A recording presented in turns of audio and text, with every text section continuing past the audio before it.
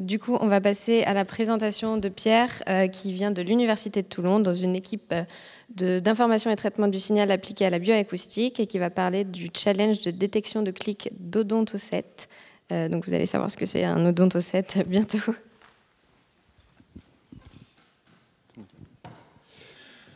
Donc, bonjour, moi c'est Pierre Mahé, donc je suis postdoc, comme c'était présenté. Donc je suis, donc je suis dans l'équipe à l'Université de Toulon, au laboratoire LIS, donc dans l'équipe d'INI. Donc c'est une équipe pluridisciplinaire, donc avec une partie informatique, traitement du signal appliqué pour la bioacoustique, donc tout ce qui est animaux marins, donc tous les cétacés. Donc on a une vingtaine de personnes, donc avec des permanents, des postdocs, des doctorants et des stagiaires. Et on a pas mal de projets en cours, dont juste quelques exemples pour illustrer nos activités. Donc une bouée anti-collision, donc les photos d'en haut, donc en fait qui va avoir un réseau de neurones embarqué dans la bouée qui va pouvoir détecter s'il y a des cétacés et communiquer avec les bateaux pour pouvoir qu'ils se déroutent ou qu'ils ralentissent. On a aussi des activités pour plus de de l'éthologie, donc de l'analyse du comportement animal, donc avec de la localisation de cachalots par exemple, ou de rorquals, donc pour comprendre mieux les comportements au niveau de la chasse, de la sociabilisation, donc à partir de réseaux d'hydrophones, donc comme on voit sur la photo du milieu, et aussi des activités plus sur le temps long, donc des mois d'enregistrement, des années même. Donc avec la photo d'en bas, donc on va poser des stations d'enregistrement et on va enregistrer sur des longues périodes. Et il va falloir analyser ces grandes données. Donc les données qui ont été utilisées pour le challenge proposé pour le challenge data, donc ils sont issus du projet CARIMAM. Donc c'est parti d'un constat que l'arc des Antilles est un point chaud de la biodiversité avec énormément d'espèces, dont plus de 20 espèces de cétacés qui sont présents. Donc dans ce projet, en fait, l'idée a été de poser 20 stations d'enregistrement, donc comme on peut voir sur la carte, et avec des hydrophones qui ont enregistré donc, les activités sous-marines de 2017 à maintenant, donc à raison d'1 minute toutes les 5 minutes. Donc là, une petite liste des cétacés qu'on peut trouver. Et donc, ça permet de faire des enregistrements donc, sur des très longues périodes, donc pouvoir faire beaucoup d'analyses. Ça a été rendu possible grâce à des cartes d'enregistrement qu'on a développées à l'Université de Toulon, donc, qui ont permis de faire, qui sont en photo en haut. Donc la version la carte imprimée, électronique. Et donc qui permet d'avoir une fréquence d'échantillonnage de 0 à 256 kHz, donc qui est 10 fois la fréquence audible, donc qui permet d'avoir toute la partie ultrason.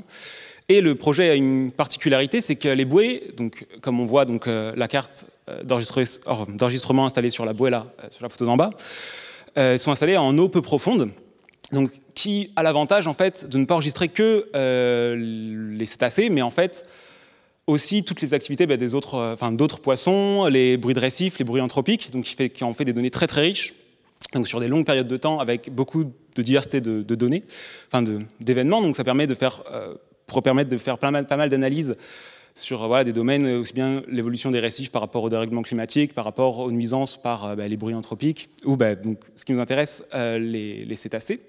Donc les odontocets, donc ceux qui vont faire émettre des clics d'écolocalisation. Le problème, c'est que ces données sont entre guillemets tellement riches que il y a le revers de la médaille, c'est que ça devient difficile de détecter en fait ces clics, donc c'est les biosonars des cétacés. Et actuellement, on a des modèles qui détectent très très bien les clics automatiquement, mais dans un environnement peu bruité. Dans un environnement comme dans les données du challenge, qui sont beaucoup plus bruités, actuellement les détecteurs sont assez peu fiables. Donc là, il y a deux exemples issus de la base de challenge data, donc un biosonar et un exemple négatif. Donc là, on sait que c'est pour le premier un cétacé, le deuxième ça va être du balane, donc en fait des petites coquilles qui se mettent sur les récifs, et que ça soit sur la représentation donc temporelle ou même fréquentielle, c'est pas forcément. Donc là, le clic, le transitoire est centré pour les deux, donc c'est pas forcément très facile de déterminer lequel lequel est un vrai biosonar et lequel ne l'est pas.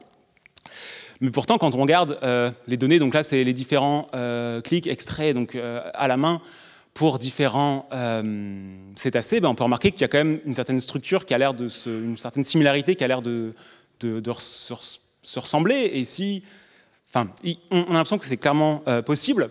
Après, quand on rezoome sur les deux exemples du départ, En vrai, donc c'est toujours le même exemple que tout à l'heure, mais on voit bien qu'il y a bien un signal transitoire. On voit bien aussi la réflexion qu'il y a, donc le deuxième lobe un peu sur votre gauche, sur votre droite. Donc la réflexion sur la surface de l'eau, mais bon, c'est pas forcément très clair. Donc cette structure, c'est pas si facilement visible. Et avec une représentation temporelle, ça n'a pas l'air forcément possible. Avec une représentation plutôt, une autre représentation, par exemple celle des spectres, ça a l'air d'être plus visible, mais même là, c'est pas forcément très, très différenciable, en sachant que, vu que c'est que des signaux transitoires, c'est vraiment juste souvent des signaux en spectre en termes assez larges, donc assez plats. Donc voilà, il y a clairement un besoin de peut-être réfléchir sur la manière quelle représentation utiliser en données en entrée. Si on parle un petit peu maintenant de la description de la base d'entraînement, donc il y a à peu près 23 000 échantillons d'exemples, donc chacun fait 20 millisecondes, donc avec une fréquence d'échantillonnage audio à 256 kHz, donc à la fois l'audible et les ultrasons. Et elles sont issues de 8 stations d'enregistrement, donc issues des 20. Et la répartition des données, c'est à peu près 40% de vrais clics, donc de clics d'autoset, de cétacés, donc 40%, et 60% de négatifs, donc de bruit.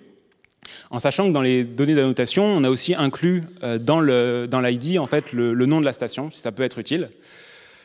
Et ça représente à peu près 3 gigas de données, donc ça prend pas forcément beaucoup de place sur un ordinateur pour être utilisé. Pour les données d'évaluation, donc là, base publique, privée, agencée, mis ensemble, on a à peu près 1000 échantillons, donc avec les mêmes durées d'échantillonnage, la même durée. Mais là, par contre, c'est sur deux autres stations secrètes. Donc, dans l'ID, on a juste remplacé par test.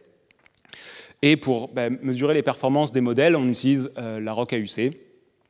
Et on n'a pas forcément donné d'informations sur les slides, mais il y en a plus sur le site du challenge. Mais pour la baseline, on a extrait quelques features qu'on sait utiles pour la classification de clics.